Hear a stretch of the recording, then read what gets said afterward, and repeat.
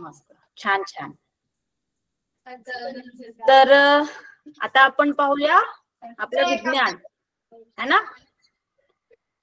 आपण मागे काय घेतलं होतं, आपण बळाबद्दल बोललो होतो, फोर्स, बरोबर. कुणाकुणाला आठवतं थोडं तरी?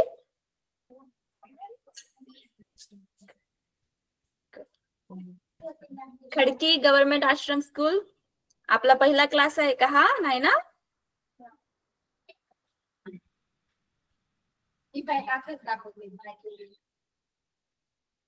बरं, तर मी परत एकदा एक रिवाइज करताय की आपण आतापर्यंत काय घेतलेलं आहोत ते, ठीक आहे. आणि समजा कुणाला नाही समजलं तर लगेच हात वर करा, ठीक आहे. मी परत एकदा एक रिव्हिजन घेते, होऊ शकतं 2-3 दिवसामध्ये तुमचं विसरलं असेल. पण आपण बळाबद्दल बोलले होतो की ओढणे ताणणे या गोष्टीवर आपण बोललो होतो की आपण रोज जे आपण काम करतो ज्यामध्ये आपला शक्तीचा वापर होत आहे, जी गोष्ट हलते, तिचे अंतर बदलते, तिचा आकार बदलते, ह्या गोष्टीबद्दल आपण बोलत होतो. तर त्याला आपण बळ आणि या बळाबद्दलचे प्रकार कोणते याबद्दल आपण मागच्या क्लासमध्ये बोललो, ठीक आहे. कुणाकुणाला एवढं आठवतं? Good, okay. Adarsh Ashram school आपला पहिला वर्ग आहे का हा? तसा असेल तर मी परत एकदा आपण व्यवस्थित माहिती करून घेऊ. पहिला क्लास आहे का? नाही ना. तर एक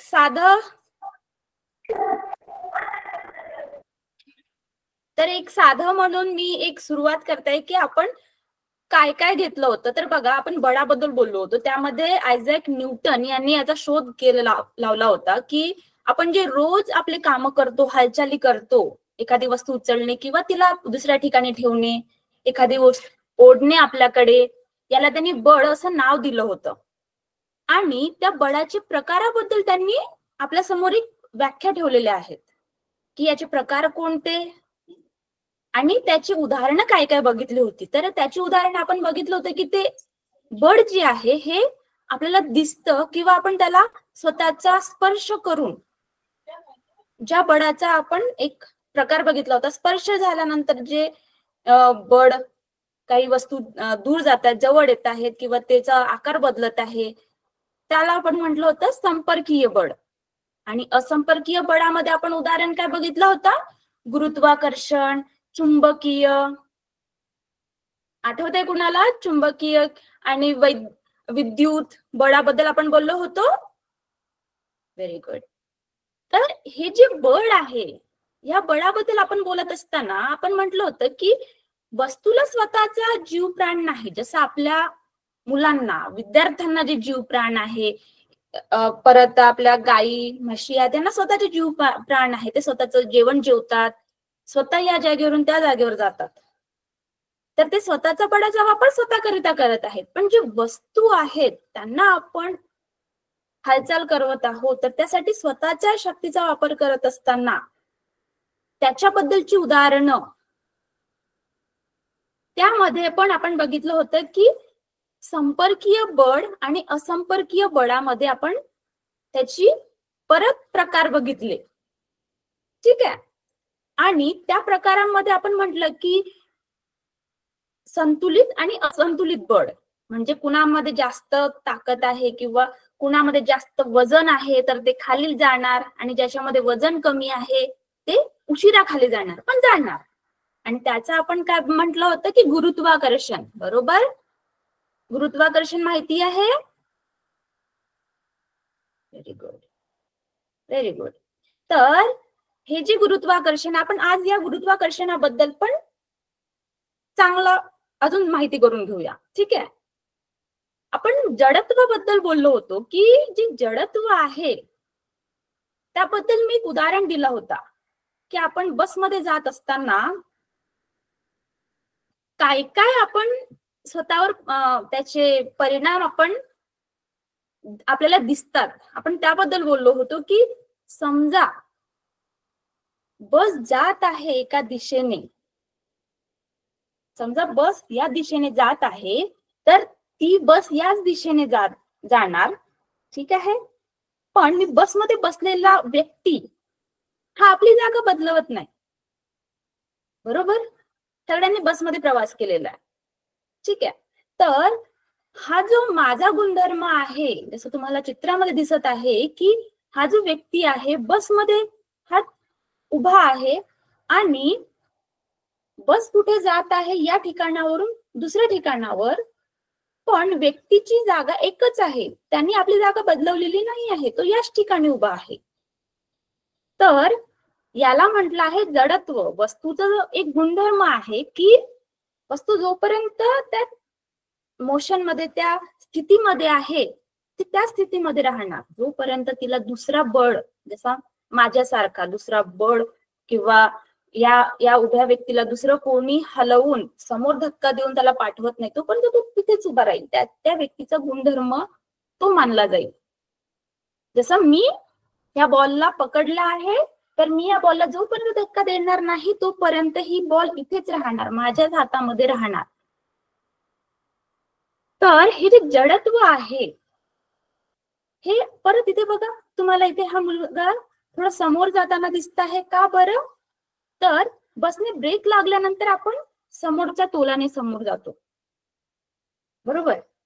कारण बस थांबलेली आहे, बस थांबण्याचा प्रयत्न करते, पण मी इथे उभी असताना आपली जागा न बदलवण्याचा माझा पूर्ण प्रयत्न असतो की मी माझ्या जागेवरच बसली असणार. बस थांबेल, ती चालत आहे, ती थांबेल, पण मी माझ्या जागेवरच राहणार, थोडं समोर मागे मी होणार.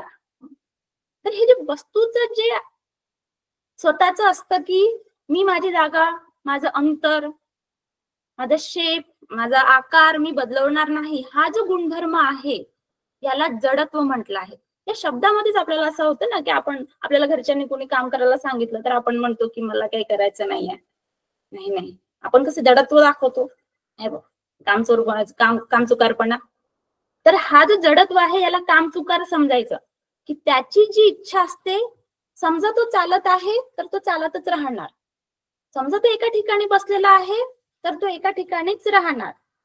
तर याबद्दल परत आपल्या पुस्तकामध्ये दिलेलं आहे, आपण ते पण पाहूया.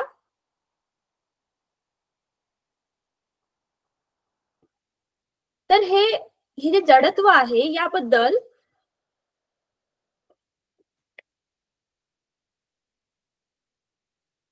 तुम्हाला दिसत आहे ना? हा. तर हे जे जडत्व आहे याबद्दल असं म्हटलं आहे की एक वस्तू आहे, तिचा स्वाभाविक गुणधर्म जे आहे, समजा ती एका ठिकाणी उभी आहे तर तिचा गुणधर्म आहे एका ठिकाणीच बसले राहण्याचा. समजा ती चालत आहे तर ती चालतच राहणार. आणि दिशेचे जडत्व, समजा ती कोणत्या बाजूने टर्न होत आहे, घेत आहे दिशा, तर ती घेणार. तर हे कसं आपल्याला समजत आहे की आपण आपल्या जसं मी एखाद्या गोष्टीला धक्का लावत आहे तर ती जी वस्तू आहे ती एका ठिकाणी होती, पण मी धक्का लावल्यामुळे तिची गती बदलली, आणि समजा परत मी तिला एक धक्का लावला तर तिची दिशा सुद्धा बदलेल. तर यासाठी कारणीभूत कोण आहे? मी. पण त्या वस्तूची मूलभूत तिचा गुणधर्म काय आहे? जोपर्यंत दुसरं कोणी धक्का लावणार नाही तोपर्यंत ती मूळ त्याच ठिकाणावर राहणार, ठीक आहे. तर हे वस्तूचं गुणधर्म आहे.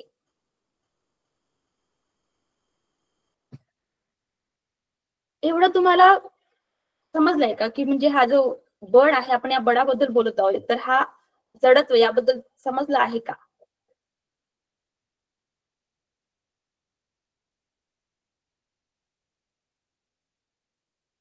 परत एकदा सांगायचं का? हा. तर बघा, आता आपल्याकडे मी फक्त हा बॉल घेत आहे, तर आतापर्यंत आपण जे बळ आहेत त्याचे प्रकार बघितले, बरोबर. त्याचे प्रकार बघितले की स्नायू बळ, त्याचे घर्षण बळ बघितलं, हाताला आपण घासल्यानंतर जे गरमी तयार होते ती बघितली, आणि खिचताण तणाव बळ बघितला. बरोबर बरोबर. हा, तर आता आपण पाहत आहोत एका वस्तूचं जडत्व. तर हे जडत्व का बरं आपण पाहत आहोत, तर आपण एखाद्या वस्तूवर बळ लावत आहोत, एखाद्या वस्तूवर आपण बळाचा प्रयोग करत आहोत, तर ही जी वस्तू आहे, ही वस्तू, हिला स्वतःचा हात पाय नसल्यामुळे, समजा मी हिला एका ठिकाणी इथे ठेवलं, तर हिचा गुणधर्म काय आहे, हे याच ठिकाणावर राहणार, कारण हिला हात पाय नाही. बरोबर बरोबर. हा, तर या वस्तूचा गुणधर्म काय आहे, एका ठिकाणावर राहणे. आता दुसरा उदाहरण, समजा या वस्तूला मी धक्का लावला आणि ही चालतच आहे, हिच्यावर दुसरा कोणताही बळ लागत नाहीये, फक्त हिला धक्का लागल्यानंतर ही चालत आहे, म्हणजे हे एका दिशेने निघाली आहे. ठीक आहे, हा बॉल एका दिशेने निघाला, पण यावर दुसरा बळ लागत नाही आहे. तर हिचा गुणधर्म काय राहणार, गती. आता ही एका गतीने निघालेली आहे. ठीक आहे, कारण यावर दुसरा बळ लागत नाही आहे, तर ही एका ठिकाणी निघाली आहे, हा बॉल एका ठिकाणी दुसऱ्या ठिकाण, तर याचा गुणधर्म झाला गती. हा बस त्या स्पीड मध्ये, त्या वेगाने तो निघालेला आहे. परत तुम्ही सगळ्यांनी क्रिकेट बघितलेली आहे, बरोबर, क्रिकेट मॅच बघितली आहे सगळ्यांनी, है ना. तर बघा, बॉलर ज्या वेळेस बॉल घालते, बॅट्समन बॅट मारणाऱ्या व्यक्तीला, तर तो बॉल घालत असताना तो या इकडे बॉल टाकल्यानंतर समोरचा जो बॅट्समन असतं, जो बॅट घेऊन असतं, तो त्या बॉलला बॅट मारून दुसऱ्या दिशेने बॉलला टाकतं. बरोबर है ना. तर बॉलरने जो बॉल घातला आहे आणि जो बॅट मारतोय, याने काय केलं, जो बॉल आहे त्याची गती आहे, त्याला तो जो गती आहे, जसं मी म्हटलं की हा गतीने एका जात आहे, पण त्याला जोपर्यंत दुसरा फोर्स नाही लागला, दुसरा बळ नाही लागला, म्हणजे बॅट्समॅन त्याला मारत नाहीये, तोपर्यंत तो बॉल दुसऱ्या त्याचा दिशा बदलत नाहीये बॉलची. बरोबर. तर इनर्शिया म्हणजे काय, की एक वस्तूचा गुणधर्म आहे, गुणधर्म हे कशावर अवलंबून आहे, आपल्या बळावर, आपल्या हालचालीवर, की आपण त्याची दिशा बदलवत आहोत, की आकार बदलवत आहोत, की अंतर बदलवत आहोत. आता मी जे तुम्हाला उदाहरण दिलं क्रिकेटचा, तर यामध्ये एका बॉलचा आपण जडत्व पाहत आहोत, फक्त एका बॉल बद्दल विचार करतो, की त्या बॉलचा काय जडत्व आहे, त्याला स्वतःचा काय हातपाय नाही आहे, पण जो बॉलर आहे तो बॉल घालताना समोर घालत आहे, समोरच्या व्यक्तीकडे बॉल घालत आहे, की मी त्याला बॉल टाकत आहे. आणि बॅट्समॅनचं असतं, जो बॅट घेऊन असतं, बॉल असं मारणारा जो बॅट्समॅन असतं, त्याचं असतं की बॉल आल्यानंतर तो त्याला मारणार आणि त्याला दुसऱ्या दिशेने पाठवणार. तर यामध्ये पहिला बळ कोणी लावला, बॉल फेकणाऱ्यांनी, आणि दुसरा बळ लावला बॅट घुमवणाऱ्यांनी. तर यामध्ये बॉलचा जो स्वतःचा बळ आहे हा काही नाही, त्याला दुसरे लोक इथून तिथे टाकत आहेत. तर यामध्ये जो बॉल आहे, याचा जो जडत्व आहे, हे कुणावर अवलंबून आहे, बॉल टाकणाऱ्यावर आणि बॅटने मारणाऱ्यावर. बरोबर.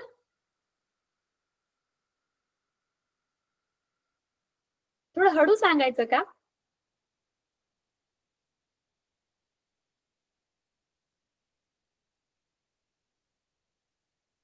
काय म्हणता, हळू सांगायचं का?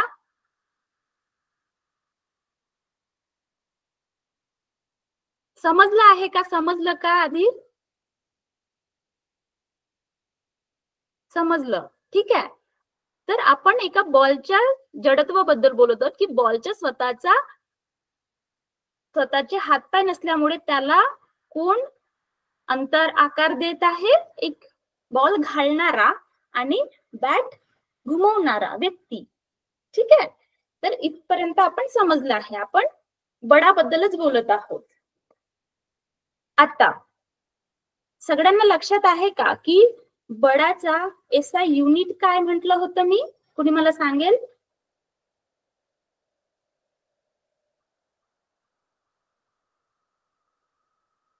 कुणी मला सांगेल? हा सांगा सांगा.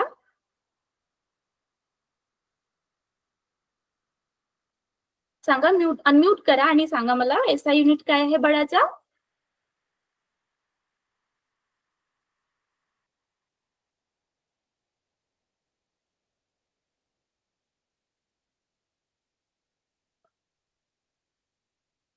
वर्गाच्या सुरुवातीला मी म्हटलं होतं की आयझॅक न्यूटन यांनी बळाबद्दल बोललेलं आहे, त्यांनी त्याची व्याख्या ठेवलेली आहे. तर लक्षात ठेवायचं की बळाचा जो एसआय युनिट आहे हे न्यूटन आहे. ठीक आहे, परत एकदा सांगते, सगळ्यांनी लिहून ठेवा तुमच्या वहीमध्ये.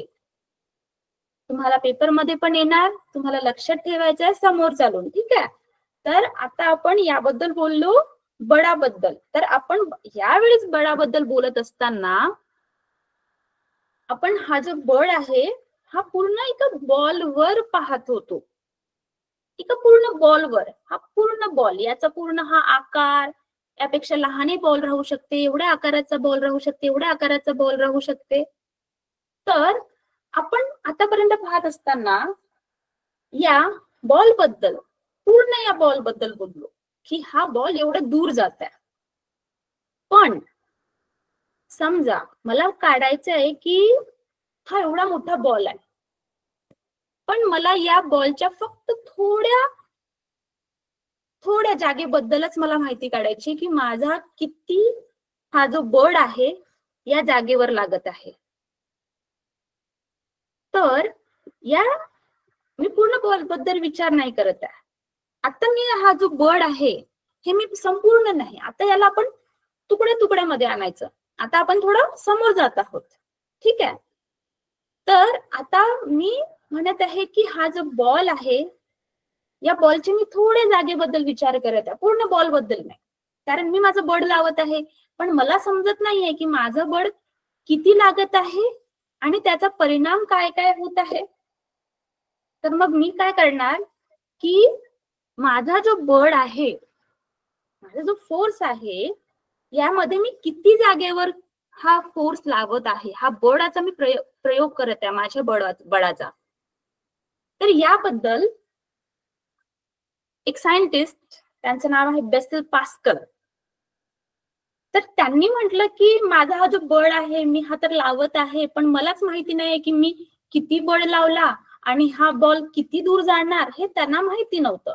तर त्यांनी काय केलं, एक फक्त छोटीशी जागा घेतली त्या बॉलवर, की मी फक्त या जागेवरच आता मी माझा बळाचा प्रयोग करणार. आणि त्या बळानंतर काय काय बदल होत आहे, आकार बदल होत आहे, अंतर बदल होत आहे की दिशामध्ये बदल होत आहे, याबद्दल त्यांनी अभ्यास केला.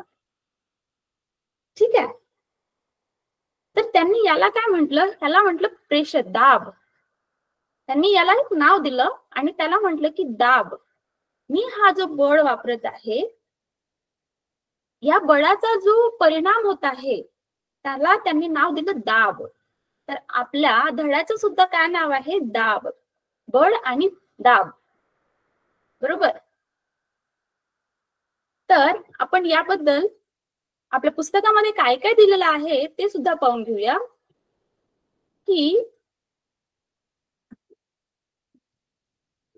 याबद्दल बोलत असताना यांनी म्हटलं आहे की एकक क्षेत्रफळ लंब दिशेत प्रयुक्त असणाऱ्या बळास दाब, प्रेशर असे म्हणतात.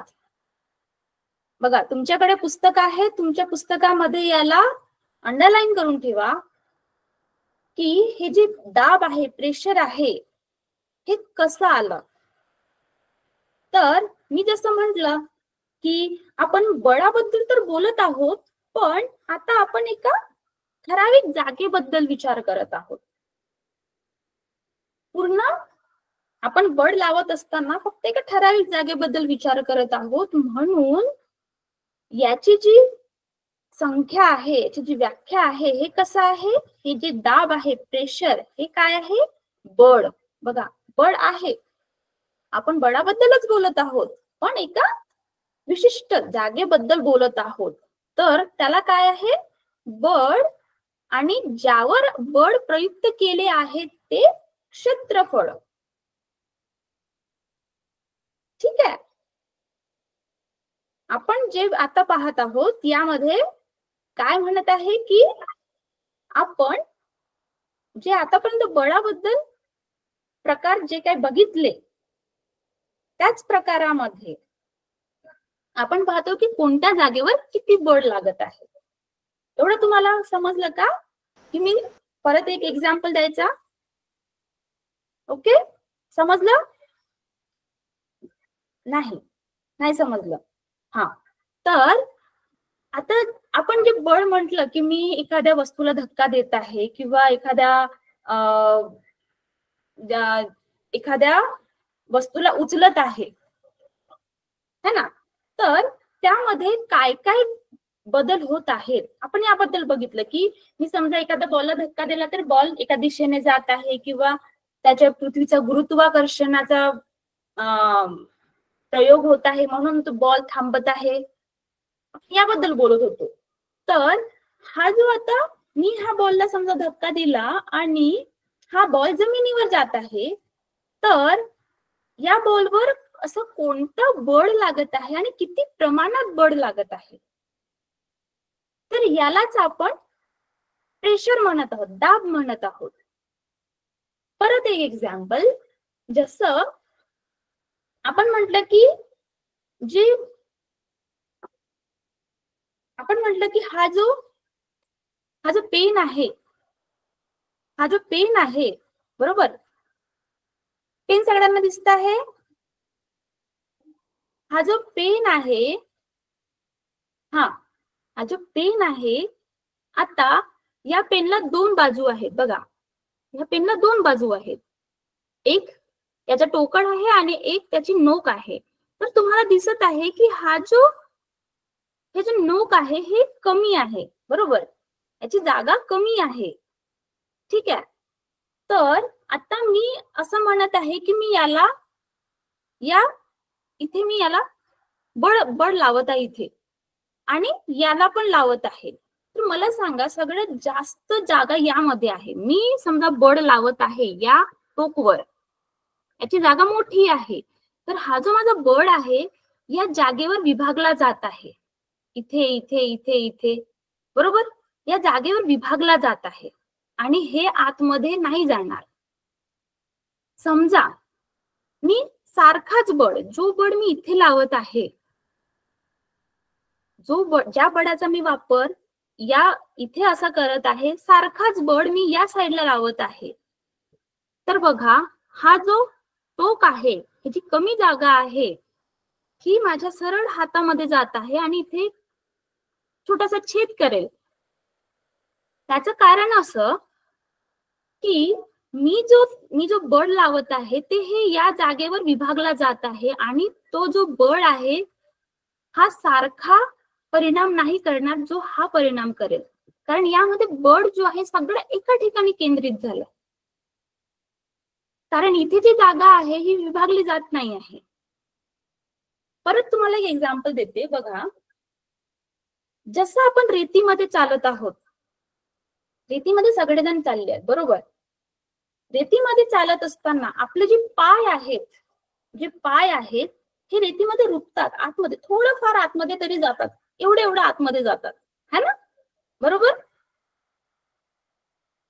आपला जो वजन आहे या वजनासोबत रेतीमध्ये आपले पाय जातात. पण समजा तिथे आपण माझे पाय समजा एवढ्या आकाराचे आहेत तर ते आतमध्ये जाणार नाही. पण समजा तिथे काडी आहे, काडीचा जो आकार आहे तो लहान आहे या प्रकारचा आणि सारखंच वजन या काडीवर आहे. समजा मी काडीवर उभी आहे इथे, माझा वजन, आणि ही रेती आहे इथे. तर बघा सगळं जे ही जी काडी आहे ही रेतीमध्ये आतमध्ये जाणार.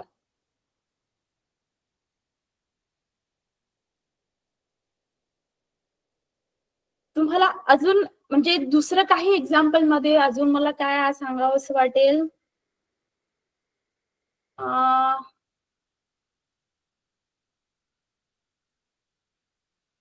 बरं, चला. तर एक आता समजा मी माझं एक्झाम्पल नाही देत, ठीक आहे. आपण प्रेशर बद्दल बोलत आहोत, तर मी माझं एक्झाम्पल नाही देत, तुमचं एक्झाम्पल. तुम्ही जसं आता चिखलावरून चालत आहात, ठीक आहे. चिखलावरून चालत आहात आणि सरळ रस्त्यावरून म्हणजे जिथे चिखल नाही आहे त्याच्यावरून चालत आहात, ठीक आहे. तर तुम्ही चिखलावरून चालत असताना तुमचा जो वजन आहे, हा वजन चिखलावर उभे राहण्याकरिता तुम्हाला तुमची जी जमीन आहे ती तुम्हाला सशक्त असं बळ देत नाही आहे की तुम्ही सरळ उभे राहणार, होऊ शकते तुम्ही पडणार. तर तुमचा हा जो वजन आहे, हा वजन निर्धारित करतं की तुम्ही चिखलाच्या आतमध्ये किती जाणार. परत एक एक्झाम्पल, जसं मी म्हटलं की हा जो पेन आहे, या पेनवर समजा मी माझा बळ लावत आहे, इथे प्रयोग करत आहे बळाचा, तर इथे सारखाच बळाचा या प्रयोगाने इथे छेद पडणार नाही. पण मी खूप खूप जास्त बळाचा प्रयोग केला तर होऊ शकते इथे छेद पडेल, पण मला त्यासाठी खूप बळ लावावा लागेल. त्याचं कारण काय म्हटलं मी, की जेवढी जास्त जागा तेवढं जास्त त्याचा दाब असतं, तेवढं त्याचं जास्त कमी दाब असतं. जसं इथे हे जागा जास्त आहे तर प्रेशर काय राहणार, कमी राहणार. आपण बघा चाकू असते, चाकू सगळ्यांनी बघितलं आहे, चाकूने आपण फळं काटतो, तर त्याची जी धार असते ती कमी असते, बरोबर. चाकू बघितलं सगळ्यांनी.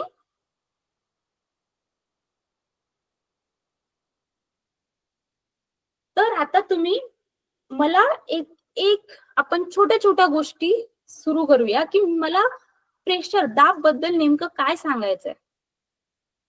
तर आपण हे बघत आहोत की हा जो बळ आहे हा वस्तूवर लावत असताना त्याचा परिणाम काय होत आहे, आपण त्या परिणामाबद्दल बोलत आहोत, ठीक आहे सगळ्यांचं लक्ष. आपण काय बघत आहोत, जे आपण बळ लावत आहोत तर त्या बळाचा परिणाम काय काय होत आहे, ठीक आहे. ओके. तर मी समजा हा जो पेन आहे याला मी इथे लावत आहे, इथे याला टोचत आहे, सारखाच बळ लावत आहे मी दोन्ही बाजूला. तर कोणती बाजू आतमध्ये जाणार, सगळ्यात अगोदर माझ्या हातामध्ये काय आतमध्ये जाणार, कोणती बाजू जाणार सांगा. कोणती बाजू जाणार आतमध्ये माझ्या हातामध्ये,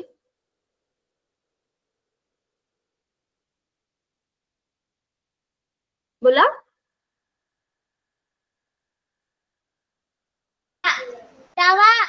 हा, ही जाणार ना. तर त्याचं कारण काय, मला असं सांगायचंय की त्याचं कारण यासाठी आहे की तुम्ही म्हणणार की याची टोक आहे तर आतमध्ये जाणारच, बरोबर. छेद आहे सुईसारखा आहे म्हणून आतमध्ये जाणारच असं तुम्ही म्हणणार. पण त्याला वैज्ञानिक भाषेमध्ये म्हणताना आपण काय म्हणतो की जसं सुई आपण इंजेक्शन घेतो तर त्याच्यात छेद पण छोटा असते, कारण ते आपल्या शरीरामध्ये रुतायला पाहिजे यासाठी ते छोटं असते. पण त्याला वैज्ञानिक भाषेमध्ये म्हणताना तो का बरं आतमध्ये जाते आपण असं म्हणत आहोत, कारण त्याचा हा जो एरिया आहे, त्याचा हा जो भाग आहे, जागा आहे, ती लहान आहे कुणापेक्षा, यापेक्षा. तर मी सारखाच बळ मी या बाजूने सुद्धा लावला, सारखाच बळ या बाजूने लावत असलेला बळ मी या बाजूने लावला तर हे आतमध्ये जाणार नाही, कारण मी जो बळ लावत आहे, मी ज्या बळाचा प्रयोग करत आहे तो या संपूर्ण ठिकाणावर होत आहे, तो एका ठिकाणावर नाही होत आहे, म्हणून हा आतमध्ये जाणार नाही, याच्यावर काय दाब कमी राहील, कारण यामध्ये विभागला जात आहे. जसं आपण म्हणतो ना, एक चॉकलेटचे 4 भाग होतात, तर 4 भाग 4 जणांना वाटले जातील, पण समजा एक चॉकलेट एकच व्यक्ती खात आहे तर तो संपूर्ण चॉकलेट खाणार. तशासारखं समजा मी सारखाच बळ या बाजूला लावत असेल तर हे आतमध्ये जाणार नाही, कारण इथे हा विभागला जात आहे, जो माझा बळ आहे हा विभागला जात आहे, तर त्याचा जो परिणाम आहे, जो हा परिणाम दाखवत आहे तो परिणाम दाखवणार नाही.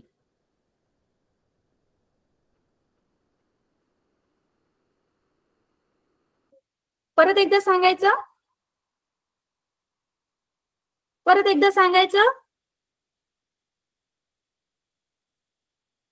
मला कोणी दिसत नाहीये, थोडं परत एकदा सांगायचं.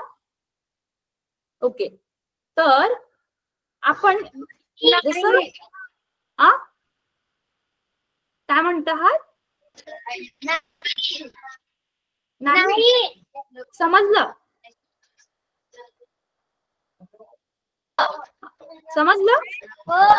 ओके. तर हा जो आपण बघितला आता यामध्ये एरिया, जागा, तर यामध्ये आपण म्हटलं की जो बळ आहे हे कशावर अवलंबून आहे? या जागेवर, की कारण आपण जागेबद्दलच बोलत आहोत, की कोणत्या जागेवर किती बळ लागत आहे आपण त्याबद्दल अभ्यास करत आहोत. तर हा जो अभ्यास आहे हा त्या फक्त जागेवरचा जो अभ्यास आहे, हे आता त्याचे पण प्रकार आहेत, की आता ही वस्तू आहे आणि हा पेन आहे, पण समजा मी म्हंटल की मला पाण्याबद्दल पण पाहायचं आहे आणि हवेबद्दल पण पाहायचं आहे, तर त्याचे प्रकार आपण पाहणार आहोत. तर सध्या आपण पेन याबद्दल बोलत आहोत, ठीक आहे. पेन म्हणजे सॉलिड वस्तूंबद्दल बोलत आहोत. तर बघा, मी तुम्हाला एक चित्र दाखवत आहे, म्हणजे ज्यामध्ये तुम्हाला समजेल की आतापर्यंत आपण काय काय बघितलं. तर बघा, याचा जो फॉर्म्युला आहे, काय म्हणत आहे की दाब म्हणजे प्रति युनिट क्षेत्रफळाच्या पृष्ठभागावर वापरले जाणारे बळ. बघा, मी म्हटलं ना की हा जो पेन आहे, या एरियावर, या जागेवर जे आपण बळ लावत आहोत, त्याबद्दल आपण बोलत आहोत, ठीक आहे. त्यानुसार काय निघत आहे? आपला प्रेशर, दाब निघत आहे. तर काय समजत आहे आपल्याला? प्रेशर बद्दल आपण बोलत असताना काय म्हणत आहोत की दाब म्हणजे प्रति युनिट क्षेत्रफळाच्या पृष्ठभागावर वापरले जाणारे बळ. यामध्ये एरिया, क्षेत्रफळ हे महत्वाचं आहे, आपण त्याबद्दल बघत आहोत. घन पदार्थावरील दाब हे वस्तूचे वस्तुमान आणि ती वापरलेल्या पृष्ठभागावर अवलंबून असते. वस्तुमान, तर आता वस्तूचे वस्तुमान म्हणजे आपण जे म्हणत आहोत, दगड म्हणा किंवा बॉल म्हणा, यामध्ये अंतर काय? तर सगळ्यात अगोदर हे आपण घन पदार्थ, आपण याबद्दल बोलत आहोत. आता आपण पाहणार, मग बघा इथे तुम्हाला दिसत आहे द्रव मधील दबाव, हे तुम्हाला दिसत आहे. याचे जे प्रकार, एक्झाम्पल्स दिसत आहेत तुम्हाला, उदाहरणं, द्रव दाब, ठीक आहे. तर सगळ्यात अगोदर मला म्हणजे तुम्हाला सांगायचं आहे की या द्रव आणि सॉलिड घन पदार्थामध्ये तुम्हाला समजा फरक माहिती असेल तर तुम्ही अगदी व्यवस्थित समजू शकता, ठीक आहे. तर आपण म्हणत असताना घन पदार्थ काय असतात, की जे बघा, माझ्याकडे एक उदाहरण आहे. तर घन पदार्थाबद्दल बोलत असताना आपण म्हणतो, घन पदार्थ सगळ्यांना माहिती आहे, घन पदार्थ, द्रव पदार्थ, वायू पदार्थ माहिती आहेत सगळ्यांना? बरं, तुम्हाला माहिती आहे. बरं बरं, ज्यांना नाही माहिती आहे मी परत सांगू इच्छिते, कारण त्यावरच अवलंबून आहे की आपण कशाबद्दल बोलत आहोत आणि त्याची उदाहरणे आपण का बरं पाहत आहोत. तर घन पदार्थ म्हटलं तर काय असतं की जे वस्तू आपण आपल्या हातामध्ये पकडत आहोत है ना. आणि द्रव पदार्थ म्हटलं तर पाणी आहे, डिझेल आहे, ज्या वस्तू द्रव आहेत इन लिक्विड फॉर्म त्या आहेत. आणि वायू म्हणजे हवा, आपल्या अवतीभोवती असलेली हवा ती आहे. तर हे जे पदार्थ आहेत ते कशी बनतात? जसं हा आहे कापूस, ठीक आहे. हा कापसाचा गोळा आहे बघा, तुम्हाला दिसत आहे का कापसाचा गोळा? हा कापसाचा गोळा आहे बघा. हा असा मी कापसाचा गोळा घेतलाय तुम्हाला एक उदाहरणासाठी. तर आपण घन पदार्थाबद्दल बोलत आहोत. तर घन पदार्थ कसे बनतात बघा. हा एक कापसाचा गोळा आहे आणि हे आपल्याला हातामध्ये बघा, मी याला असं दाबलं तर बघा छोटासा झाला, ठीक आहे. पण आता हा बनला कसा आहे नेमका? तर ह्याची जी बनणी आहे घन पदार्थाची, सगळे घन पदार्थ ज्यामध्ये सगळ्या वस्तू येतात, पेन पासून आपल्या शरीरापासून, तर हे सगळ्या जे वस्तू आहेत घन पदार्थ, दगड, माती, ह्या सगळ्या कशा बनलेल्या असतात, ते एकत्र कसे येतात? जसा हा आहे कापूस, तर याला मी असं याचे छोटे छोटे तुकडे केले बघा, छोटे छोटे तुकडे, मी मोठे तुकडे केले याचे छोटे छोटे, बिलकुल छोटासा. तर अशा या छोट्या छोट्या तुकड्यामुळे हा कापूस बनला आहे. जसं दगड बनले आहेत छोट्या छोट्या. तर हा जो सगळ्यात छोटा आहे, हा जो सगळ्यात छोटा भाग आहे याचा, या छोट्या छोट्या भागापासून हा कापूस, दगड, विटा, बॉल, ह्या ज्या सगळ्या वस्तू आहेत ह्या बनलेल्या आहेत, बरोबर. तर यांची जी जडणघडण आहे, यांची जी बनावट आहे ही अशी घट्ट बनलेली असते, ठीक आहे, एकमेकाला घट्ट पकडून बसलेली असतात, म्हणून ती ठोस असतात. ठोस म्हणजे आपल्याला त्या हातामध्ये येतात बघा. पाणी आपल्या हातामध्ये येत नाही, त्याला आपण असं ठेवलं तू इकडे जाते, बरोबर, त्याला आकार नाही स्वतःचा. तर जो पाणी आहे हा घट्ट नाही पकडून बसत. ह्याचे जे छोटे छोटे, हे जे म्हटलं ना की छोट्या छोट्या वस्तू, छोट्या छोट्या कणांपासून हा जो कापूस बनला आहे, हे एकमेकाला घट्ट पकडून बसले आहेत. तर हे जे घट्ट पकडून बसले असताना हे घन पदार्थाबद्दल झालं. पण पाण्याचे जे पदार्थ असतात हे कशी असतात? एवढ्या दूर असतात, हे एकमेकाला घट्ट पकडून नसतात, हे एवढं दूर असतात, यामध्ये एवढं अंतर असते. त्याचप्रमाणे अंतर कशामध्ये असते? वायूमध्ये. वायूमध्ये एवढं अंतर असतं. जे आपल्या आजूबाजूला हवा आहे ना, तर त्यांचे जे कण असतात हे एवढं दूर असतात. तर हे जे वायू आहे, हे जे कण आहेत, हे म्हणजे एक उदाहरण देताना आपण असं म्हणतो की त्यांची जी बनावट आहे ही जवळ जवळ नसते, ही दूर दूर असते, ठीक आहे. तर आपण आतापर्यंत काय बघितलं की हे जे घन पदार्थ आहेत हे एकमेकाला घट्ट पकडून बसले असतात आणि त्यांची मग एक रचना होते आणि त्याच्यानंतर एक पेन बनतं किंवा बॉल बनतं, ठीक आहे. एवढं समजलं?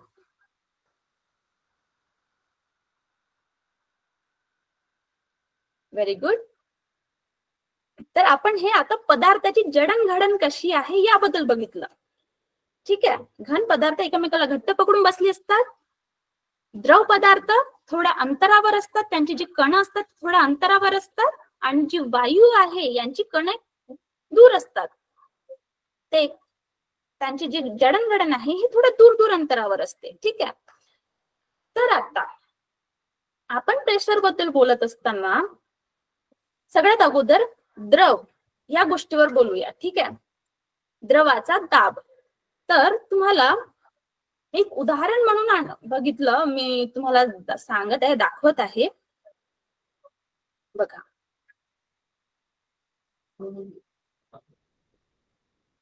तर इथे एक तुम्हाला बॉटल दिसत आहे, ठीक आहे, आणि या बॉटल मध्ये आहे पाणी, दिसते. तर एक बॉटल घेतली आहे मी, माझ्याकडे पण एक बॉटल आहे. या बॉटल मध्ये तुम्हाला दिसत आहे की ही जी बॉटल आहे भरलेली पाण्याने आहे, आणि हा जो वरती दिसत आहे तुम्हाला 3, हे जे तुम्हाला हे जे 3 दिसत आहे वरती, संख्या 3. तर ही जी संख्या आहे ही तुम्हाला एक पॉइंटर्स देत आहे, एक पॉइंट पकडत आहोत, एक जागा पकडत आहोत आपण त्या बॉटलच्या ठिकाणी, आपण त्याचा दाब किती आहे म्हणून पाहण्यासाठी. ठीक आहे, त्याच्यासारखं आपण किती पॉइंट घेतले आहेत? 3. 1, 2 आणि 3. तर बघा तुम्हाला एक उदाहरण देते. जसं समजा मला सांगा तुमच्या वजन स्वतःचं आहे, तुम्ही स्वतः 10-20 किलोचे किंवा 40 किलोचे तुम्ही स्वतः आहात, बरोबर? ठीक आहे, तुमचं स्वतःचं वजन आहे. आणि मला सांगा तुमच्या डोक्यावर अजून 3 लोक उभे केले सारख्याच वजनाचे, दुसरे 3 लोक तुमच्या डोक्यावर उभे केले, तर तुम्हाला भार तुमच्या एकट्यावर येणार, बरोबर? बरोबर?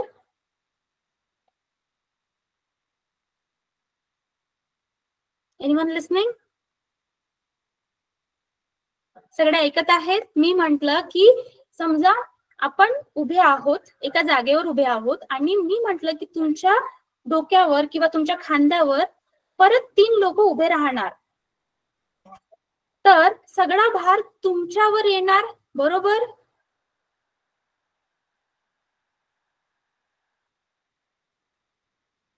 हा, ठीक आहे. तर हा जो तुमच्या डोक्यावर जो भार आहे, हे जे वर असलेले जे व्यक्ती आहेत, कारण त्यांना स्वतःचा वजन असल्यामुळे जो सगळा भार आहे, सगळा जो वजन आहे, तो आपल्या खांद्यावर एका व्यक्तीवर पडत आहे. त्याच सारखं पाण्याचा पण स्वतःचा वजन आहे. बघा, आपण बाल्टीमध्ये पाणी भरतो, लहान बाल्टी असेल तर आपण उचलू शकतो, पण समजा बाल्टी मोठी असेल तर ती उचलायला आपल्याला जास्त ताकद लागते, आपण तिला उचलू शकत नाही, बरोबर? तर पाण्याचं स्वतःचं वजन आहे, हवेला स्वतःचं वजन आहे. नेहमी लक्षात ठेवायचं, पाण्याला वजन आहे, हवेला वजन आहे. हवा आपल्याला दिसत नसली तरी सुद्धा हवेला स्वतःचा वजन आहे. तर या वजनामुळे काय होते की पाण्यावर जे पाणी एकामेकावर उभं असतं, ते पण स्वतःचं जे वजन आहे ते दुसऱ्या खालचे जो पाणी आहे त्यावर ठेवत असतं. जसं मी म्हंटल की आपण जी बॉटल बघितली, तर त्या बॉटलमध्ये जो पाण्याचा जो तिसरा नंबर आहे, तिसरा जो पॉइंट आहे, हा जो आपण बघितला, हा जो पॉइंट आहे, हा कोणावर वजन ठेवत आहे? या 2 नंबरवर वजन ठेवत आहे, बरोबर? या 2 वर नंबर वजन ठेवत आहे. आणि 1 वर कुणाचं वजन आहे? या 3 आणि या 2चा. तर सगळ्यात जास्त वजन कुणावर आहे? 1 वर. 1 नंबरवर सगळ्यात जास्त वजन आहे. आता हा जो बळ आहे, हा त्या पाण्याचा सगळ्यात जास्त 1 वर पडत असल्यामुळे काय म्हणता येईल आपल्याला की जो प्रेशर आहे, हा जो दाब आहे, हा खाली जात आहे. म्हणजे बघा, 3 वर कमी पण 2 वर जास्त राहणार, कारण 3चा दाब 2 वर पडत आहे, आणि 1 वर कुणाचा दाब पडत आहे? 2 आणि 3चा, बरोबर? तर हा जो दाब आहे, हा कसा आपण मग बघतो आपण या खालच्या दिशेने. एवढं तुम्हाला समजलं आहे का?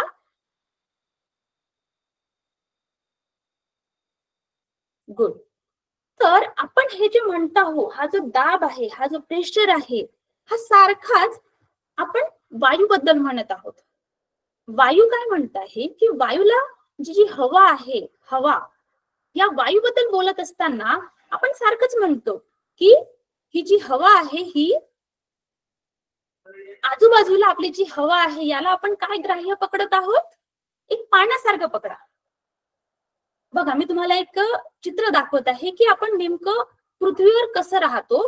तर बघा, एक तुम्हाला चित्र दाखवत आहे. तुम्हाला दिसत आहे की हे जी पृथ्वी आहे, ही जी पृथ्वी आहे, ही पृथ्वी आहे, ठीक आहे? एवढी पृथ्वी आहे आपली, आपण या पृथ्वीवर आहोत आणि या पृथ्वीवर हवा आहे. तर ही जी हवा आहे, ही अशा प्रकारे हा जो आवरण दिसतंय हे बाजूचं,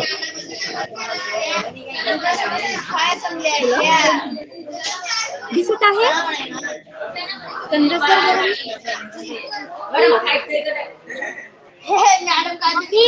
तुमचं माईक ओपन आहे, ट्रान्सलेट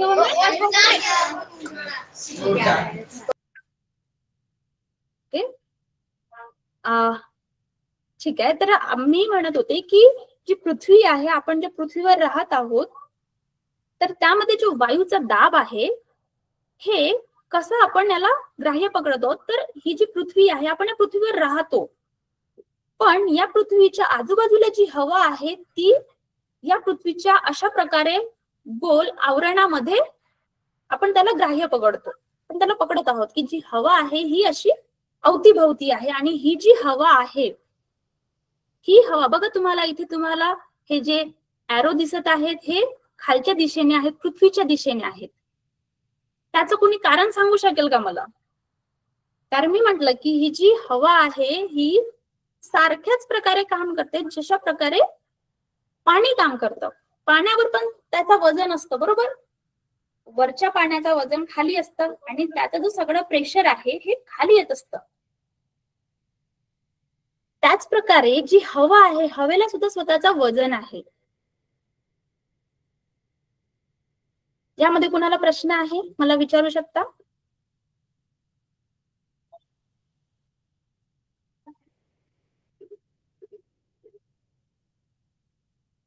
बोला, काही प्रश्न आहे तुम्हाला? एवढं तुम्हाला समजलं आहे का?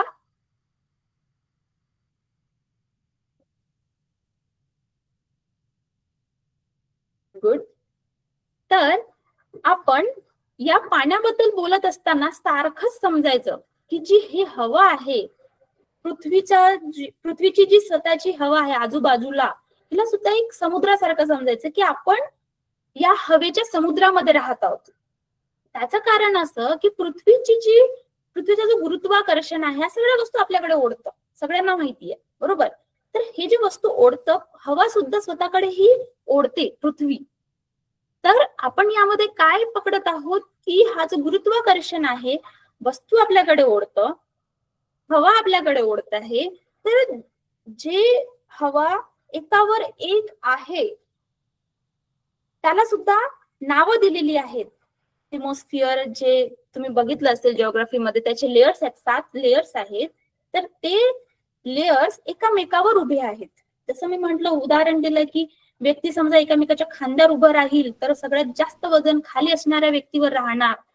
त्याचसारखं हवेमध्ये सुद्धा त्याची जी आवरणं आहेत, पृथ्वीच्या सगळ्यात तळावर जी आवरण आहेत त्यावर सगळ्यात जास्त दाब राहील, प्रेशर राहील.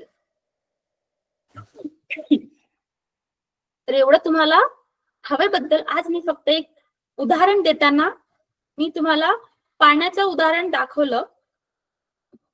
परत तुम्हाला एक उदाहरण दाखवायचं आहे मला की हे जे आपण पृथ्वीवर बघा, इथे तुम्हाला दिसत आहे की पृथ्वी ही अशा प्रकारची आहे, आणि समजा आपण पहाडावर किंवा वरती डोंगरावर उभे आहोत, तर इथे असण्यापेक्षा हा जो दाब आहे बघा, इथे हा जो मुलगा आहे छोटा, यावर सगळ्यात जास्त दाब राहील, कारण तो पृथ्वीच्या बिलकुल खाली आहे.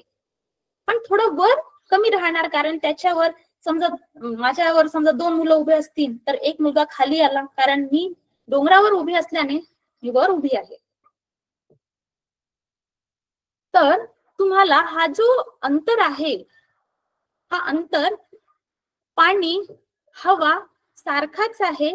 फक्त मी जे म्हटलं की हे जे कण बनले असतात कशाची, वस्तूंची, जसं आपण पाणी बघितलं त्यांच्यामध्ये जो अंतर आहे हा एवढा आहे, पण हवेमध्ये अंतर एवढा आहे, तर त्याचा वजन कमी राहणार. बघा, जसं आपण दगड बघितला तर हा घट्ट बांधलेले त्यांची कण असतात, म्हणून त्याचं वजन भले आकार एवढा असेल, त्याचा आकार एवढा असेल, पण तो वजनाने जास्त आहे.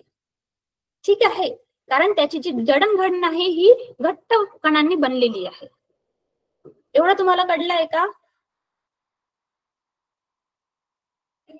अंतर समजून घ्यायचा, फक्त अंतर की हवा, पाणी आणि हे घन वस्तूंबद्दल जो दाब आहे, प्रेशर आहे, आपण त्याबद्दल पाहणार आहोत. तर पुढच्या क्लासमध्ये आपण पाहताना याचबद्दल त्याचे एक्झाम्पल्स परत उदाहरणं चांगल्या पद्धतीने पाहू. पण मला फक्त तुम्हाला अंतर समजून सांगायचं आहे की यामध्ये काय अंतर राहणार, तर वस्तूंचा म्हणजे त्यांच्या बनावटीचा आणि पाणी, हवा, घन पदार्थ यामध्ये जो दाब निर्माण होतो, प्रेशर निर्माण होतो, त्याबद्दल आपण पाहत आहोत. ठीक आहे. तर आपण मागच्या क्लासमध्ये म्हटलं होतं की मला बळाबद्दल तुम्ही मला उदाहरणं सांगायची. तर मला कुणी असं हात वरून करून सांगा की काही उदाहरणं, काय काय उदाहरणं तुम्ही बनवून आणली आहेत, सांगा. बळाबद्दल मी तुम्हाला उदाहरणं लिहून आणायला सांगितली होती, नाहीतर तुम्ही वर्गामध्ये एक तुमचा ग्रुप बनवून तुम्ही आता पण सांगू शकता. अनम्यूट करा आणि मला सांगा काय काय उदाहरणं तुम्ही बळाबद्दल पाहून आले आहेत.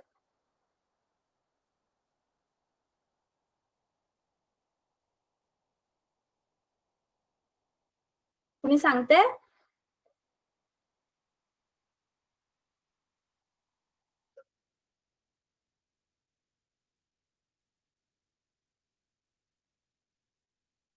तुमच्या जे डेली लाईफ मध्ये जी उदाहरणं आहेत ती सांगा. की आज मी सकाळी उठले त्यावेळेस मी सायकलने आले, ते पण चालेल. मी आज डस्टर जो फळा आहे तो मी कापडाने पुसला किंवा डस्टरने पुसला, तो पण एक बळ आहे. तुम्हाला जी उदाहरणं सांगायची आहेत ती सांगा. मला एखादा तरी उदाहरण सांगा.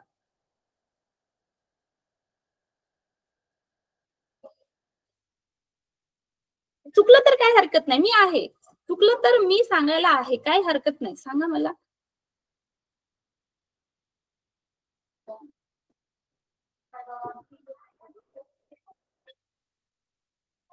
सांगा, हात वर करा आणि सांगा मला.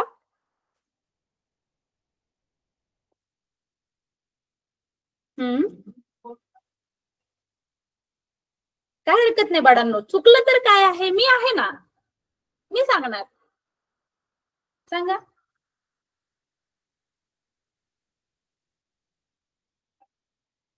पण बरं ठीक आहे, तुम्हाला नाही सांगायचं, तुम्ही कुणीही हात वर करत नाही आहात, तर मग बघा पुढच्या क्लासमध्ये मी तुम्हाला प्रॉपर एक्झाम्पल उदाहरण तुम्हाला लिहून देणार आणि ते आपण जसं आपण बघितलं की दाब दाब याचा जे संख्या आहे, व्याख्या आहे, हे तुम्हाला लिहून ठेवायचे, तुमच्या बुक मध्ये लिहून ठेवा.